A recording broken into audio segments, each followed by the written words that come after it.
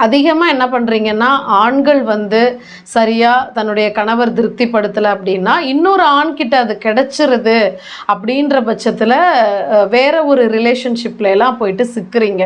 ஆனால் சிக்கிறதோடு மட்டும் இல்லாமல் குடும்பத்தை இழந்து பிள்ளைகளை இழந்து அந்த ஆணுடைய என்னுடைய வாழ்க்கையை நான் நோக்கி ஓடிடுறேன், நான் அமைச்சுக்கிறேன் அப்படின்னு இன்னொரு வாழ்க்கைக்கு போயிட்டு அந்த வாழ்க்கையில் நல்லா இருந்தால் கூட பரவாயில்ல.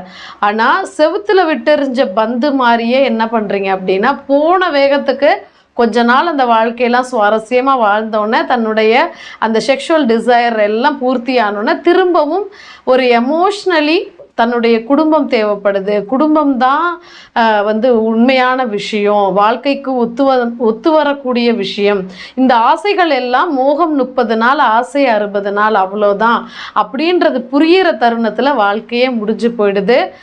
குடும்பத்தை விட்டுட்டு போகிறீங்க, திரும்பவும் குடும்பம் வேணும்னு வந்து நிற்கும்போது நான் அவசரப்பட்டுட்டேன், அந்த வாழ்க்கைக்குள்ளே போயிட்டேன், அது எனக்கு இப்போ சலிச்சு போச்சு, என்னுடைய குடும்பமும் என்னுடைய சொந்தங்களும் என்னுடைய குழந்தைகளும் எனக்கு வேணும் அப்படின்னு வந்து ஆலோசனையில் கதறீங்க, அழறீங்க. ஆனால் அது எதையுமே மன்னிக்க முடியாத சூழ்நிலையில் என்ன ஆகுது அப்படின்னா குடும்பம் ரெடி ஆகிடுறாங்க.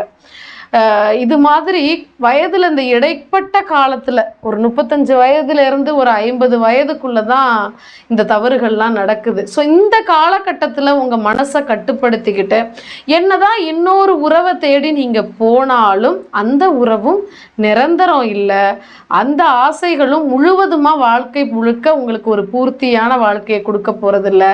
அந்த உடலில் அந்த தர்ஸ்ட், அந்த செக்ஷுவல் தர்ஸ்ட்டுன்றது காலத்துக்கும் இருந்துட்டு தான் இருக்க போகுது. எப்படி நம்ம பசிச்சா சாப்பிட்றோமோ அது போல் இருந்துட்டு தான் இருக்க போகுது. ஸோ நீங்கள் எத்தனை இடத்துக்கு அதை நீங்கள் வெரைட்டி